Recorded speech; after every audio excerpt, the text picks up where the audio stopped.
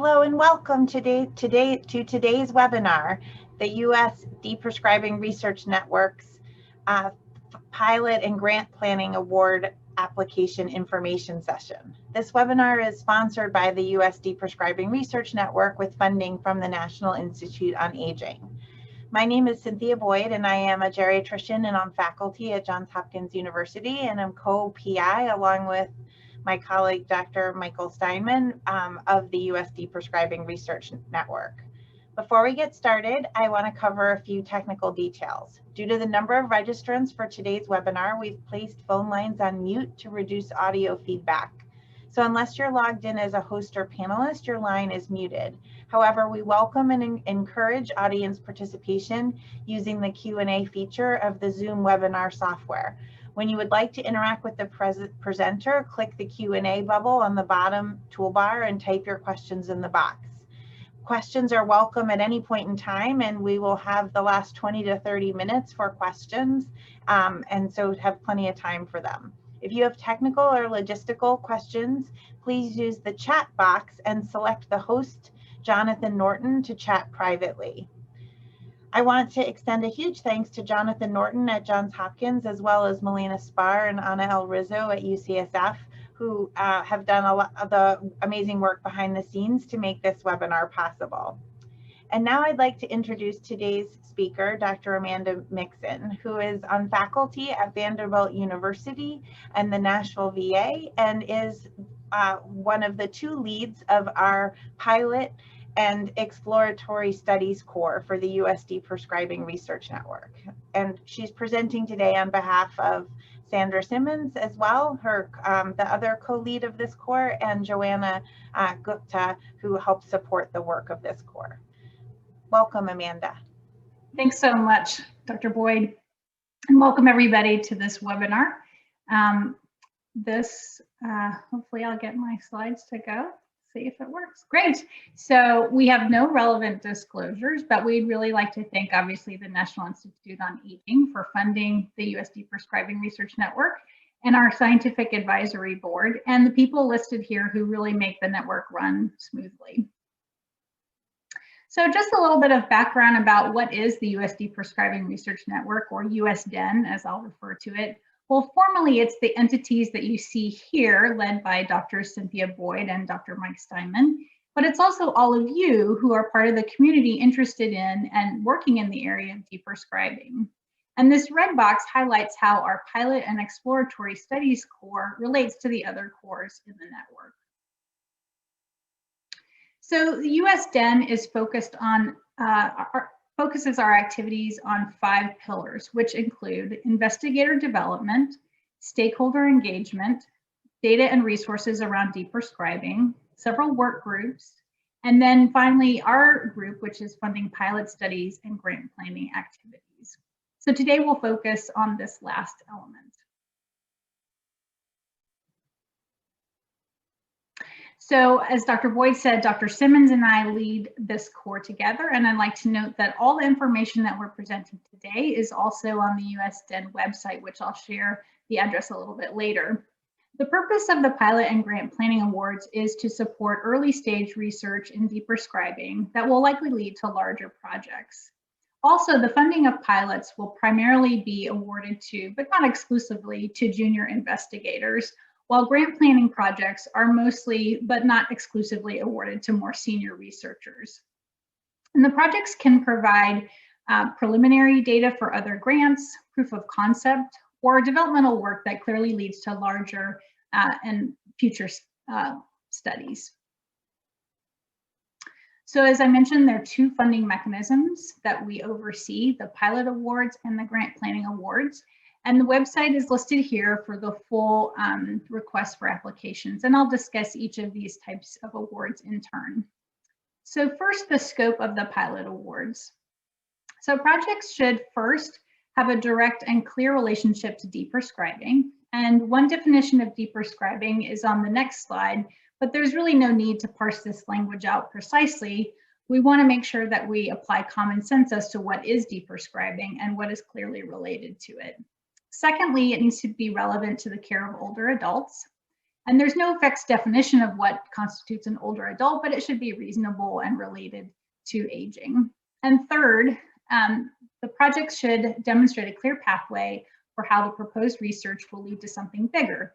For example, a future grant and research opportunities related to deprescribing, career development that will allow an investigator to embark on a sustained research career with a focus on deprescribing. So for your reference, we like this definition of deprescribing from the University of South Australia, which says that it's a process of withdrawal or dose reduction or substitution of inappropriate, meaning high risk, unnecessary, or low benefit medications supervised by a healthcare professional with the goal of managing polypharmacy. And it's also relevant to people who don't have polypharmacy, all with the intent of improving outcomes.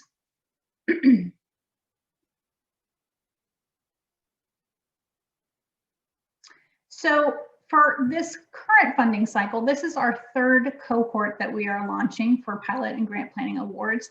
And we have 3 priority areas for this year. And they include deprescribing across a variety of care settings that include such places as home health and hospice. We're interested in point of care tools that help clinicians and patients and caregivers to stop or reduce medications. And finally, we're interested in patient important outcomes in deprescribing. Now, we will fund proposals that don't cover these areas, but we are seeking these because we're interested in pushing the research in these areas forward.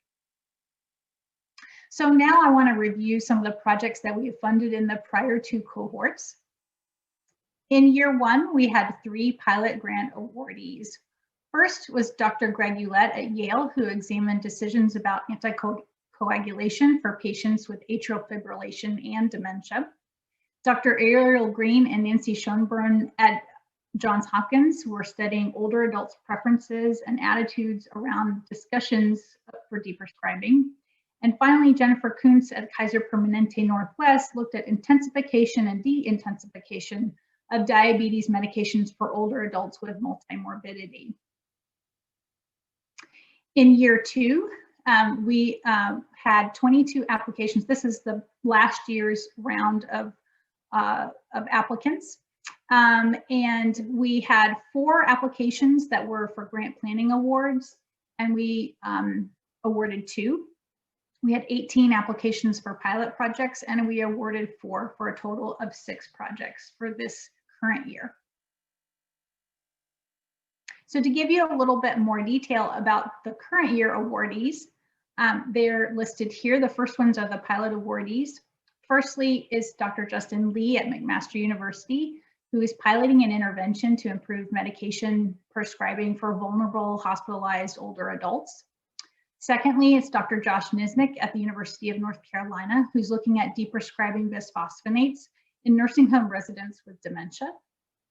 Thirdly is Dr. Scott Pilla at Johns Hopkins, who's conducting a national survey of physicians to get their perspectives on deprescribing diabetes medications. And finally, Dr. Sarah Vordenberg at the University of Michigan, who's looking at psychological and clinical factors that predict intent to deprescribe for older adults. Our 2 grant planning awards have been given to Dr. Ranjit Singh and Dr. Bob Waller at the University of Buffalo, who are leading a patient-driven deprescribing intervention to enhance successful aging, so that this work will prepare them well for an R21/R33 grant. And secondly, Dr. Sarah Zanton at Johns Hopkins is looking at goal-directed deprescribing and its effect on self-management in community-dwelling older adults with multimorbidity. So here are some quotes we thought we would share from the first 2 cohorts that we have given pilot and grant planning awards to. They seem to be generally happy with their experience, and we are eager to have another cohort starting next summer. So I'd like to go through the eligibility criteria when you're thinking about applying for these awards. First, the person who is applying should have a doctoral degree. That can be an MD, a PhD, a PharmD, or an equivalent degree.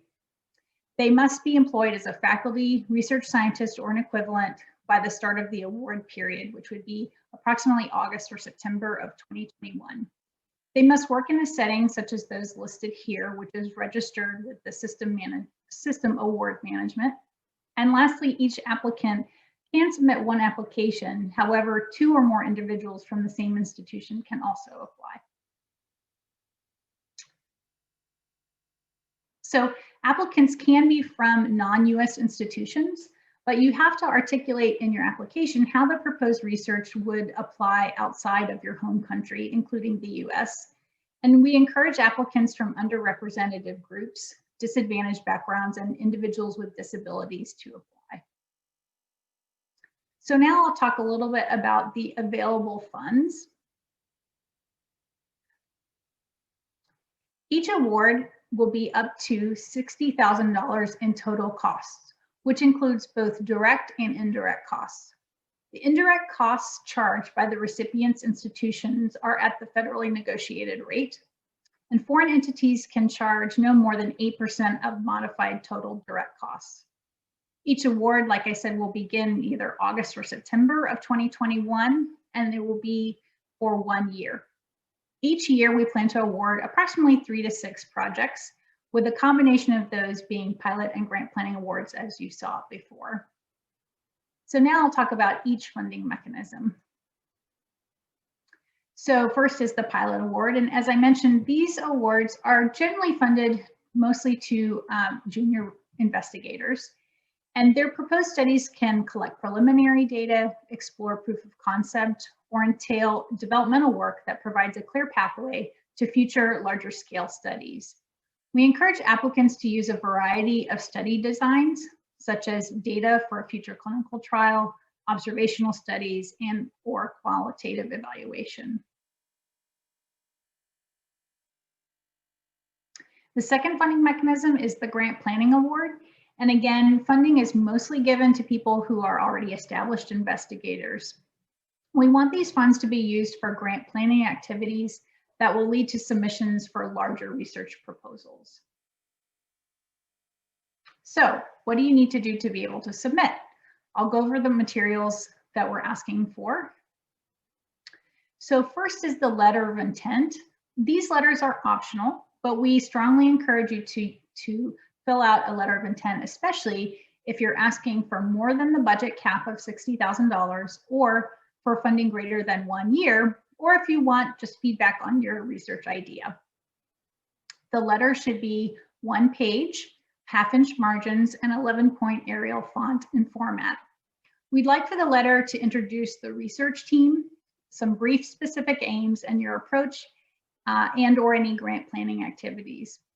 So I'd like to emphasize that these letters of intent must be submitted through the portal on the USDeN website by 11:59 Pacific time on Friday, December 4th.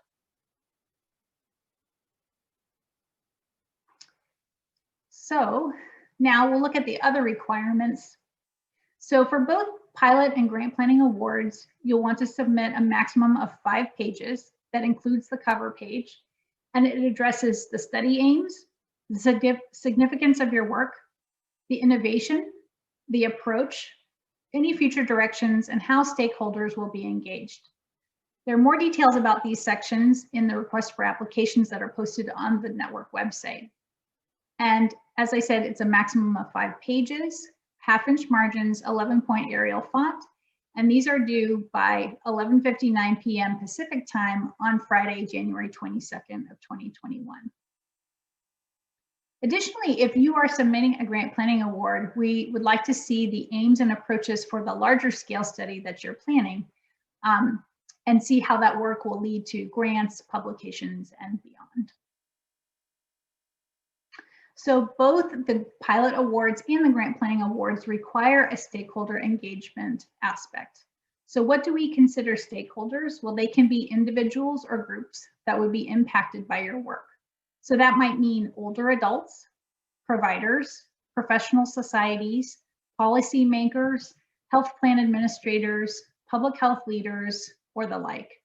And at the bottom of this slide, we have referred you to PCORI's website as a resource for stakeholder engagement. So in this section of your application, we want you to describe the stakeholders. Who are they? And how will they be engaged with your work? How will they inform your work? And a timeline of their involvement in study-related activities, as well as the settings and the methods of engagement that you plan to use. We certainly don't want to make anyone uneasy about this requirement, but our network really has placed a very strong emphasis on stakeholder engagement as a priority in building the knowledge around deprescribing. So there are a few other supplemental materials that are asked for. One is a half-page summary in lay terminology that we can provide for our stakeholder engagement core who also review these applications, an NIH-style biosketch, and then budget forms, which include a budget summary, a budget justification, scope of work, and the F&A rate agreement. For junior investigators, we also ask for a one-page mentoring plan and a letter of support from your main mentor. The supplemental items here do not count towards the 5-page limit that I mentioned previously. So we ask that you submit your proposal online at the USDeN website, and the exact address is circled up here at the top in red. And again, just to review the key dates for these submissions, the letter of intent, which is optional, is due on Friday, December 4th. The full applications are due Friday, January 22nd. And then thereafter, we go through an NIH-style review panel, and awards are announced in early May. And then the funding cycle begins around August or September of next year. So between the time you submit your proposal and we announce the awards, we conduct a study section similar to those done at the NIH. So I'll go through some of the scoring criteria now. So each proposal is reviewed by 2 experts in deprescribing, and they'll score your application on the overall impact. That's the likelihood that this project will lead to a sustained and powerful influence in the field of deprescribing research. They score it on innovation, which is the degree to which the research addresses a topic that's relevant and important. It fills a knowledge gap, or it seeks to shift the current shortcomings in deprescribing research, including any novel concepts, methodologies, or interventions. They will certainly look at your scientific approach, and that is how you describe your study aims and objectives, the population or community you wish to serve, the study design and methodology that you're planning to use, as well as the analyses need to be clear and appropriate. And this may also include any description of potential problems or alternative strategies that you might encounter, and definitely include any preliminary studies that would support your proposal. Feasibility will be rated as whether you can complete this project in a 1-year time frame with the budget. And then lastly, they'll look at you as an investigator and the environment in which you work so that you are able to conduct the study and make it a success, as well as do you have mentor support for those who are junior investigators. A few other scoring criteria. So particularly for the grant planning awards, we look at, is this work going to lead to larger scale projects that expand the quality, quantity, and translational impact of deprescribing initiatives? How will it lead to future publications and grants and advancing your career? We want it to be obviously relevant to aging, as we mentioned before. We are looking at the relevance to the priority areas that I mentioned, but this is not a scored criteria. And then finally, the budget, is it appropriate? Again, this is not scored, but is looked at by the reviewers. So if you are selected to receive one of the awards, there are some expectations and resources available to you. So we will ask that at the end of the year of your funding that you supply a year-end progress report. That's a structured report based on your successes and the challenges that you faced. You'll be asked to present at the network's annual meeting which I'll say a bit more in a moment. And then we'll ask you to complete an annual survey just about how you're doing across time. There's some additional expectations and resources. So as an awardee, you'll have quarterly calls with Dr. Simmons and myself to discuss your successes and any strategies that we can help you with for dealing with any barriers that you're encountering. You'll have calls with the Stakeholder Engagement Core so that they can support your work and provide feedback as well. And then two optional resources for you. One is that there are USDeN webinars and works in progress seminars that are run by the Investigator Development Core. And there is an optional use of the USDeN consultation services.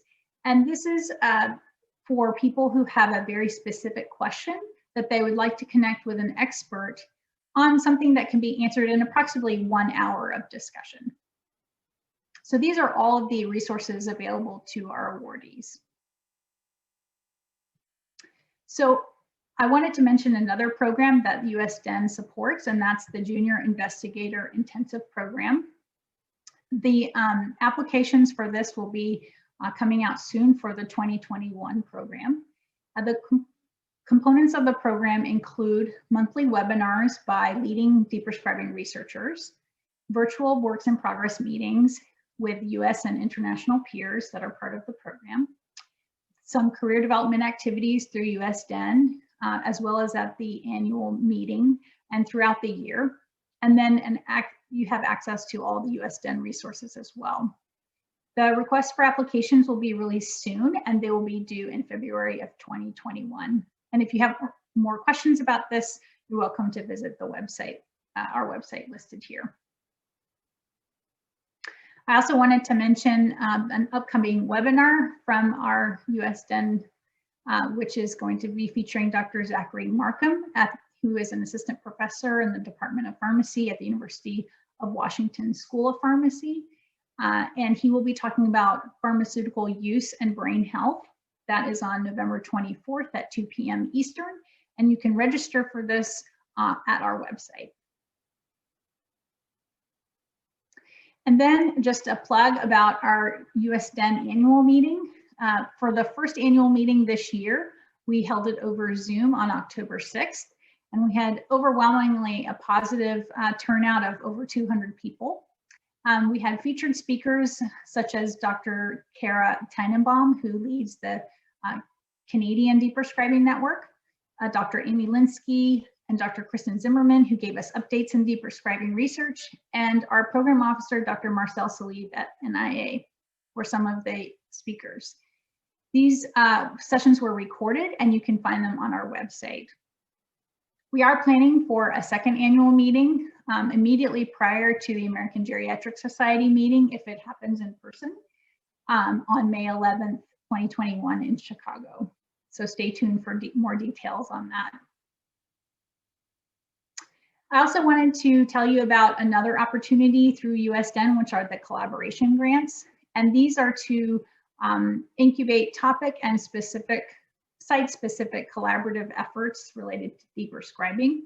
They are small grants in size of $500 to $5,000 US. And some examples of why you might want to apply for these would be to convene a small mini summit of investigators in a certain geographic area. That may be a little bit different now with COVID. Maybe you want to do this more broadly. And then secondly, it can be seed funding for a geographically diverse group of investigators who want to collaborate. So these applications in general are very brief, and they include just what you propose to do as well as a budget justification. And these applications are reviewed on a rolling basis, so you're welcome to apply at any time. You can see the screenshot from the website that shows you where to apply for these. So with that, I just want to say thank you again, and please visit our deepprescribingresearch.org, the website for the USDeN. And thank you for your attention. And with that, I think we can open it up for questions. Great, thank you so much, Dr. Mixon, for that fantastic overview of the program. We do have a few questions, which I'll pose to you, and you're free to obviously call on any of us from USDeN to help answer them. So the first question would be, when do we receive an answer after submitting the LOI? And so maybe a brief review of the LOI being optional, and then the process if someone did include questions would be helpful. Sandra, would you like to answer that? Sure. So as it's been mentioned, the LOIs are optional, but if you have a specific question or want to get feedback about your topic, we will try to respond to those within just a few days, and certainly no more than a week. But I think our goal is to get back to people within just 2 to 3 days with a response. Great, thank you so much. Yeah, and just to reiterate, they're certainly not required, and questions are also welcome at any point in time at the admin@deprescribingresearch.org. I think I got that email address right. At any point in time, even before the letter of intents are due. Someone asked a question: if they develop and pilot test a deprescribing tool and then plan for a larger grant to test the effect on deprescribing for the tool in a trial, would that be considered to be leading to a larger project? It certainly sounds like it. You might have to try to figure out if it's a better fit for the pilot award versus a grant planning award. But yes, it certainly sounds as if that would meet our criteria. Great. There was a specific question, which I will try to field, about whether if you're coming from an institution in another country where there are no F&A costs on such a small grant, do you still need an F&A letter to confirm that?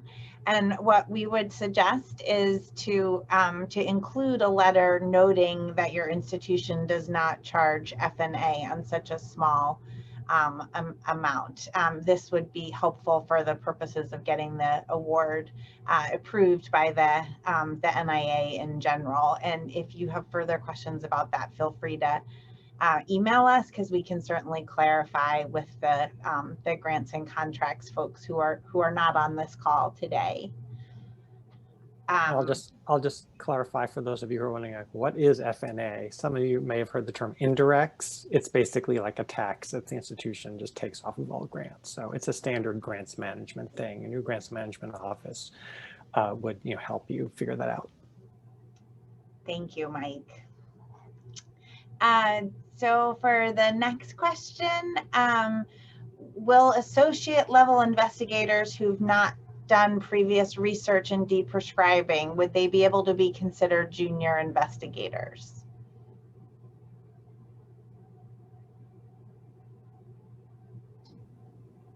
I would say it depends on how experienced they are in leading research otherwise.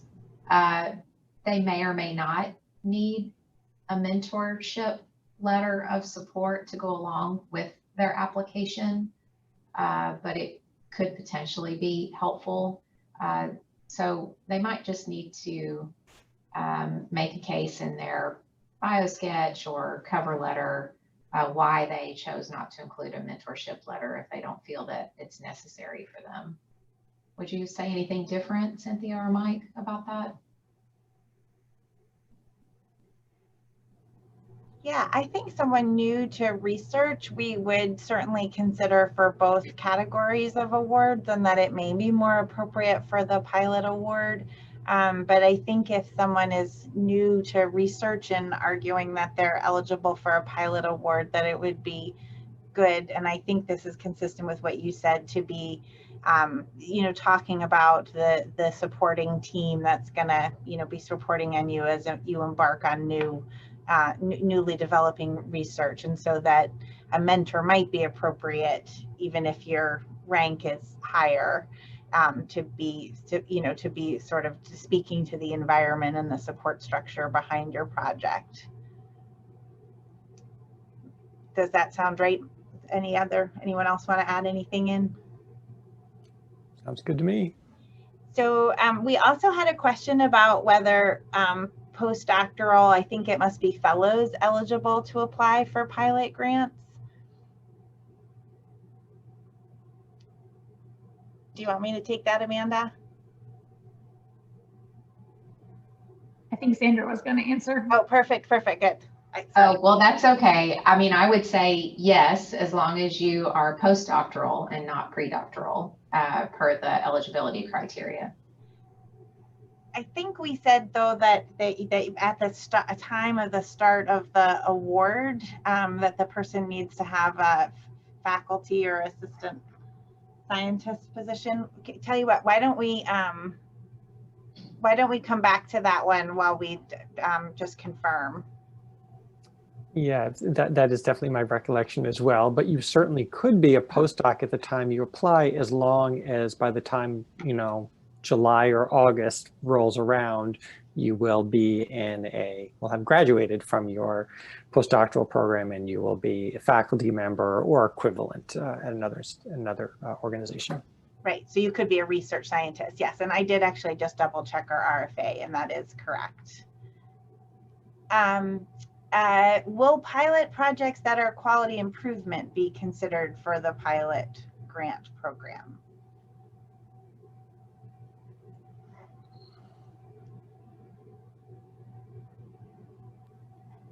So I think that, you know, as a network, we're interested in research. And so research and quality improvement sometimes can overlap, but you would need to make a strong argument for how the project could be generalizable across other sites.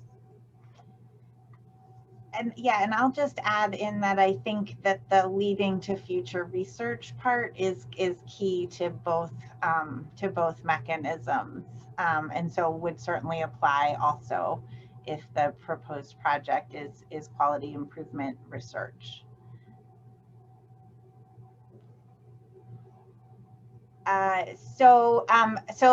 Someone has asked a question about the letter of intent, meaning that if we don't put in a question, we won't have any feedback.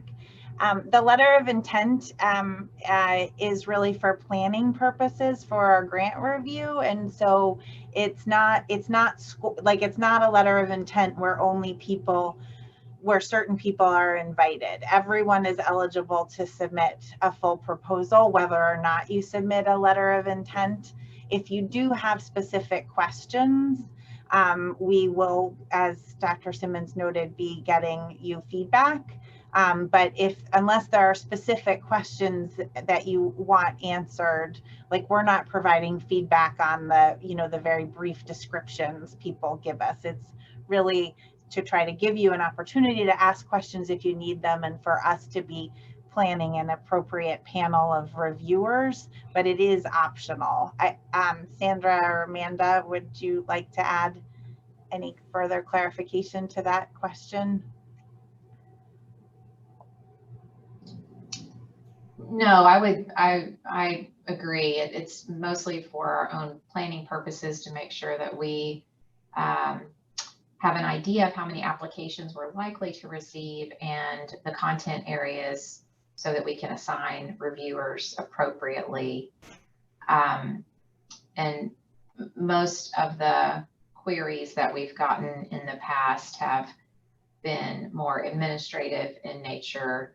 I would say that what you're required to submit in the LOI is relatively brief in terms of the description of your project. So we're really, it's often insufficient information for us to gauge, you know, to what extent either mechanism is going to be a good fit, just based on that information alone, without a specific question posed. I would just briefly add that if people have questions, you don't need to wait for the LOI, or you can have them after the LOI. Just feel free to email us. We're happy to answer those. And the kind of questions you might want to ask are if there's some administrative or technical thing. If you might say, like, is this kind of question generally appropriate for this mechanism, would be a perfectly fine question. And then if you have a more kind of in-depth content question that we do have separate from this pilot and grant planning award proposal, but it is something which is certainly open to you. We have a consultation program where if you have a targeted question about, say, a specific, I want to measure this thing, but I just don't know the best way to measure it, or I want to have this other kind of very targeted question, we have this consultation program where you can basically get an hour free consultation with an expert. It's not intended to be like a long-term mentor relationship, but it does provide kind of targeted, guided expertise in a single topic. So if you're interested in that, please, again, visit our website, just kind of navigate it to where you can see the consultation portal. If you have any questions, just feel free to email us. And that's just another resource. One thing that we cannot provide, on the other hand, is we can't mentor you step to step in the process of putting together your proposal. So if you are more junior, that's where having local mentorship is really valuable. Great. We just got a question about mentorship. How involved should the mentor be? Time commitment. Will a once a month meeting with frequent email input suffice?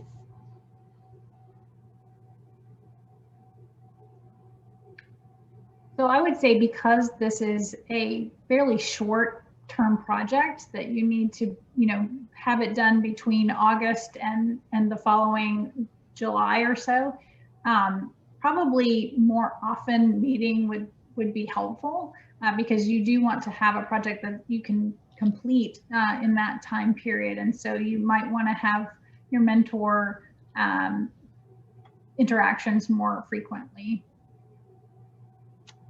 Great, thank you. And a couple questions. One is related to one submission per person. Can you be a co-investigator on another proposal if your collaborator works on a different institution outside your state?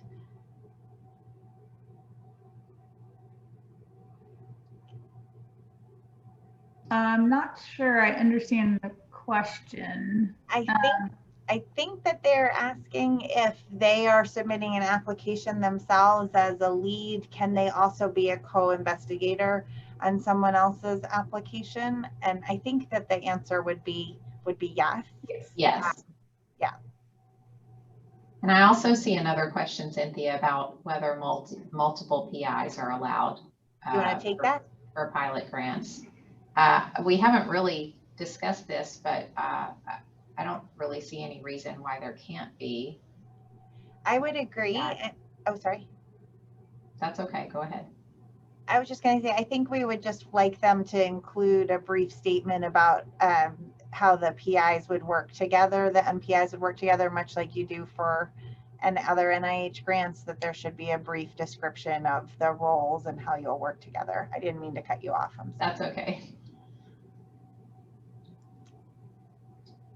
Another question was, is the pilot grant for direct research costs only, or can investigator effort be included?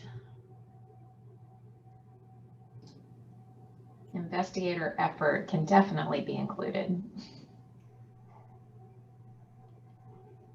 Yeah, it's a small amount of funds, and so I think thinking about how you're going to use the resources to accomplish the goals over over the course of the year are really important things to be describing in the budget justification.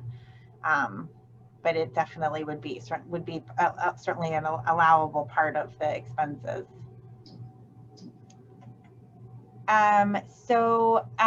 We have a slightly longer question, which I'll do my best to paraphrase. So someone who does not have training in formal research is interested in pursuing a grant for their institution's deprescribing initiative, which I'm leading. So I think it sounds like a clinical program. This person's a clinical pharmacist and does have an appointment with the medical school, but the project is really focused on the health system. What would you advise for how to proceed with the application, and who should I look for in a mentor and other team members?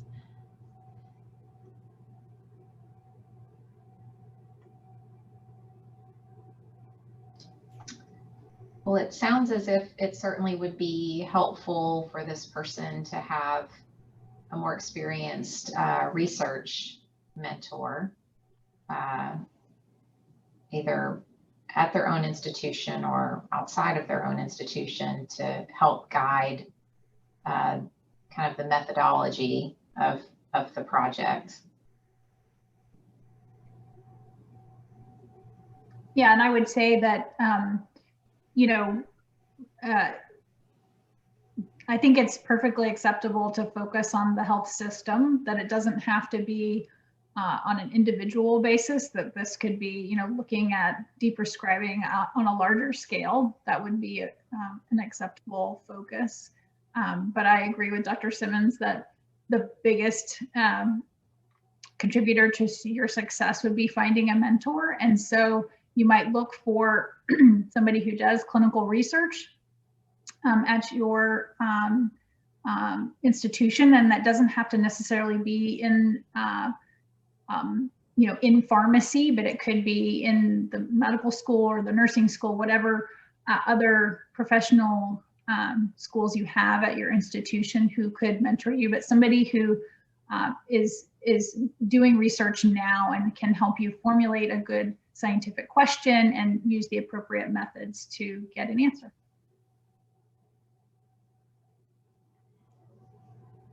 Yeah, I think those were great answers. And I just would add that I think, the overall goal of the network is to be building research in this area. And so I think as you think about those questions, thinking about what work these relatively small grants will lead to it is an important piece of thinking about the research question, is that the goal is for us to be building collaborations and fostering innovative research that move the field forward. Those are all of the questions that I believe I've seen in the chat. We would welcome them for any of you that are still remaining. We have time. Give people a chance to breathe and think for a minute, and see if any of the other panelists want to chime in anything or elaborate on any of the questions we've already heard.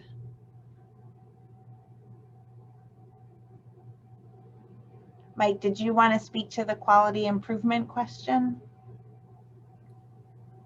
Oh no, I didn't need to add on extensively. I think just the key thing, and this is sort of been recapitulated in a bunch of other answers, is that any project needs to have a strong scientific basis, in the sense that there are solid methods and ways of analyzing the data in such a way that the results produce generalizable knowledge.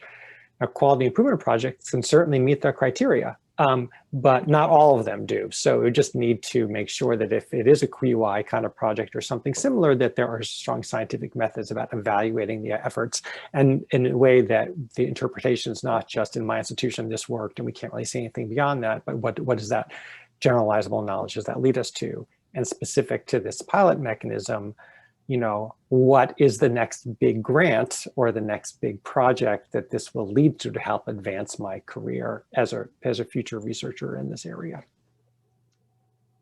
That's great. I just wanted to elaborate on one of the questions we heard that someone asked about the postdoctoral fellows being eligible. And we would need you to have a faculty or equivalent appointment at the time the award would begin. So, which would be next August or September 2021, but just wanted to put a plug. I don't know if Amanda, you want to go back to the junior investigator intensive. The junior investigator intensive is open to all stages of training, and so would encourage you, if you are not likely to be on faculty next summer, to think about the junior investigator intensive program, which is open to, as I said, people who are not necessarily going to be faculty by next summer. I don't think any other questions have rolled in. I will just wrap up by thanking you all for attending today's webinar. This recording will be posted on the USD Prescribing Research Network website. And as has been stated, please feel free to reach out to us at our email address, which is pretty easy to find on our website. We're happy to take questions before the letters of intent are due at any point in time as you're planning your application. Our goal is to support you in your pursuing this opportunity. Our next webinar is Tuesday, November 24th at 2 p.m. with Dr. Zachary Markham of University of Washington, and you can register for his session on pharmaceutical use in brain health through our website. Thank you and have a great day.